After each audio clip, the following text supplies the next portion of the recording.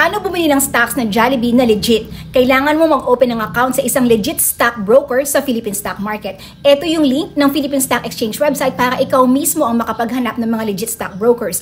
Ang hahanapin mo dito ay trading participants and then online brokers.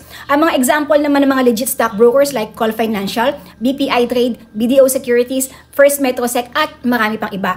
Make sure na i-research mo yung reviews ng mga stock broker bago ka pumili ha. And then also make sure bago ka magsimula sa Philippine Stock Market, dapat aralin mo, hindi yung basta ka nalang bibili. Kasi po alam nyo, yung ibang beginners na bumibili lang basta-basta ng stock sa Philippine Stock Market ay nalulugi. Yung hindi naman lahat pero merong iba, mas maganda pa rin na anything na gusto mong ipasukin na investment ay aralin mo. So aralin mo muna yung Philippine Stock Market bago ka magsimula para makabili ka ng mga stocks ng mga malalaking kumpanya na nakalista sa Philippine Stock Exchange. Okay? Tamang-tama, magkakaroon ako ng free live online training or webinar. Ito ay para sa mga beginners or zero knowledge or little knowledge sa Philippine Stock Market. Ang ituturo ko dito ay kung paano ka kumita sa dividend investing, long-term investing, or short-term trading sa Philippine Stock Market. So pili ka sa tatlo na to kung paano mo gustong kumita sa Philippine Stock Market.